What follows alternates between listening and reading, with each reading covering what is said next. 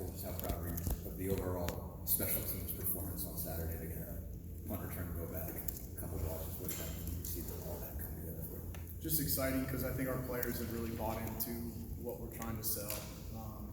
We have been selling, and just to finally see those guys get the opportunities to make plays and see that all the hard work and all the drills, and you just do drills over and over, and it becomes monotonous at times, but to see those drills pay off. We even pulled up drill tape yesterday of Noah Pierre blocking a punt in practice on a drill, and it was the exact same situation that happened on Saturday. And so just to reiterate to those guys, look, we practice these things for a reason, and every little detail counts. So just really excited for those group of guys because they work their tails off. Our players, man, they deserve it, and they're just a great group of young men that buy in. That was the best part about it.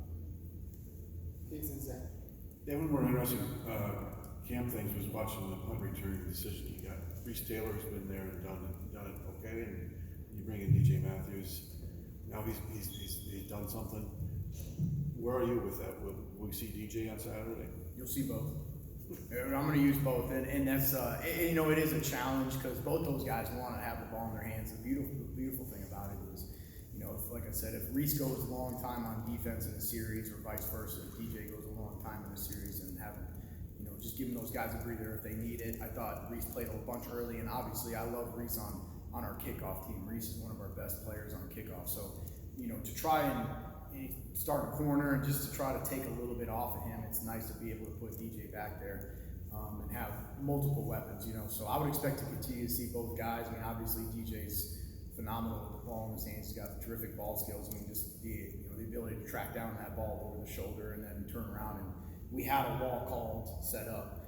I think everybody could pretty much guess that, but just to get back to the wall after running the opposite direction was terrific by him. But that's the expectation we've come to know because I've seen it in practice. So, but having both those guys is a weapon for us, and we're going to utilize that to the best of our ability, without a doubt.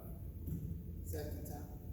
I guess you talked about it a little bit, but going back, just how important in your mind, you don't get as many snaps in the game on special teams. It's maybe there's not quite as much quantity as you get on offense or on defense typically. Just how important is it in some respects for just guys to taste a little bit of that success, to your point about how much you work on in practice and maybe not having as much opportunity for return on that investment in games, just how important, especially early in the season, is it maybe for guys in those units to just sort of say, well, this is what it looks like, this is what it feels like looking at it. It's critical because you preach it, and so as a coach, you tell them over and over and over, hey, it only takes one, and getting down early versus Iowa, I kept challenging our kickoff return unit. I said, look, guys, if he kicks one that we got returnable, he doesn't kick one out of the back of the end zone 5 yards deep, we're taking it. And all it takes is one play, because I do believe that one play can spark. It really can. You could see just the impact. And I know offense was rolling, and Micah and Ryder did an unbelievable job on the strip sack force fumble on the 5th play of the game. But when that punt was blocked, now that stadium was loud. And just the impact and how fast it can change a game, and just the environment alone, especially when you're at home. Special teams plays make such a significance in just the spin and the movement of the game and those type of things. So, it's critical for those guys to see that. And we talk about that all the time. And just to have them executed at a high level is obviously going to be critical for us moving forward as well. You got to set the tone from the opening play. And the first play of every single game is a special team. You got to set the tone, whether it's on kickoff or kickoff return. We expect to do that. Kasey, a lot of times with special teams, it's that one big play in the game that makes a huge difference. But you guys just piled it on. Saturday night, it seemed like every special teams occurrence was something special. And, how much does one big play lead to others? I think a lot, right? And AJ's block, to his credit, wasn't even a block. I was trying to set up a return, but we tell him, if you're free, go take your shot, right? And so Davion made an unbelievable play on that play, and actually it doesn't get the credit. He dives in and pulls the shield down, so AJ's free. Same thing happened on Noah's block, but it becomes contagious. Somebody sees somebody do it. I want to do it, right? And so, but that's what you want, and guys are excited. AJ scored the touchdown on the long pass from Tut. He's on the PAT field goal team. I have his backup on the hammer team, or kickoff, Matt, because I'm like, he just ran 80-something, right? Long touchdown, he's got to be tired. comes over and goes, I want to run down on kickoff. And so, all right, man, I'll let you go, you know? So it's just, it becomes contagious because they want to make those plays and they understand the impact that it has on the game, I believe. And I think our players have just done a terrific job of buying in. Kevin and Max. Yeah, James Evans looked like he punted the ball a little bit better in week 2 in his opportunities. And well, where's his comfort level now, and how critical is it going to be, you know, for this week, considering it could be a field position game? It's going to be vital. And Cincinnati brings a ton of pressure. I just spent all morning watching them. And so I'm expecting them to bring a lot of pressure. Our protection is going to have to be on point. I think our protection has been as solid as it's been the last couple of years.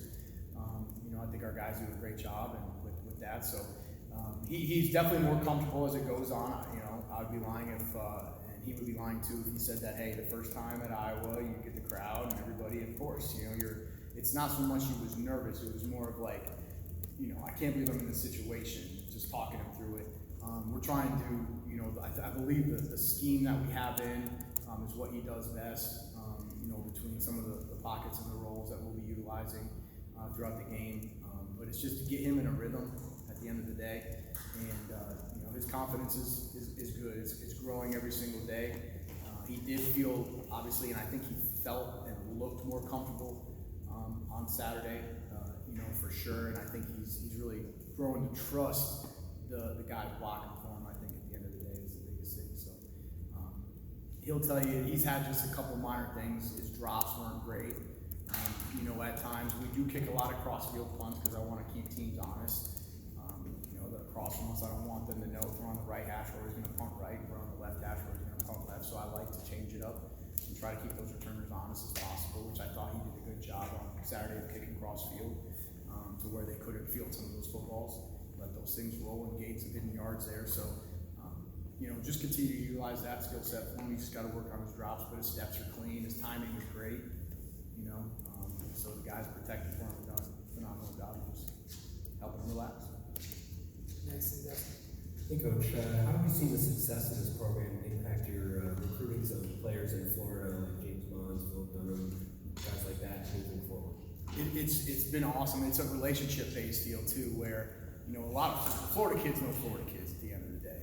And you know, growing up down there, I could tell you I knew guys that went all over the country, and so Florida kids know Florida kids. And so when you get a couple in the boat, those, without even saying anything, those dudes will automatically go recruit other guys. Hey coach, we'll send you dudes. Coach, you guys see, I just played against this kid. He's unbelievable. I talked to him after the game. He loves Indiana. Like, and you're like, who is this kid? You don't even. So, you know, they do a great job of just communicating down there. But the success that we've had, and then obviously Coach Allen having ties to Florida has been critical for us as well, because you know a lot of the high school coaches, you know a lot of the area coaches. And I'll be honest with you, going down there, the high school coaches, they want their players when they're sent away to know that they're going to be treated right and taken care of. And you don't need to look any further than Tom Allen. And that's what he is about. And he sits in those living rooms. I've been in living rooms with him. I've been in homes. I've been in schools. And he sits there and tells the coaches and parents, like, you know, first he's going to be taken care of as a man, you know, developed as a man and a football player. And that gives a lot of those high school coaches, you know, just comfortability that we can send them across the country or, you know, to Indiana, 16, 12 hours away, and he's going to be taken care of and developed. And I mean, that's a huge deal for sure. Dustin. You mentioned Davion Irvin Poindexter before, because obviously he's getting a little bit more action in his you know, immediate position. What's been his value for you in special teams? Where all have you used him basically, and what has it done just to get himself a shot there? How has it helped him run? You know, last year he was on our punt return team. He started, I believe, every game on our punt return team. Last year took a bunch of vital reps there. We always use him on kickoff return as well. We can slide him in different positions. Just some blocking techniques. He's great with that. Haven't really used him on any cover units quite yet. You know, those are mostly, I like to put a lot of defensive guys on those just because of the open field tackling. But he does a great job with his feet. He's very strong with his hands. You know, so just understanding leverage on blocks and things like that. So for punt return and kickoff return, he'll be utilized there.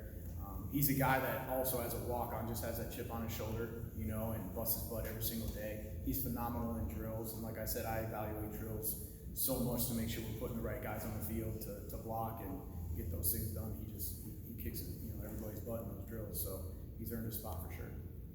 All right, thanks, Kasey. Thanks, guys.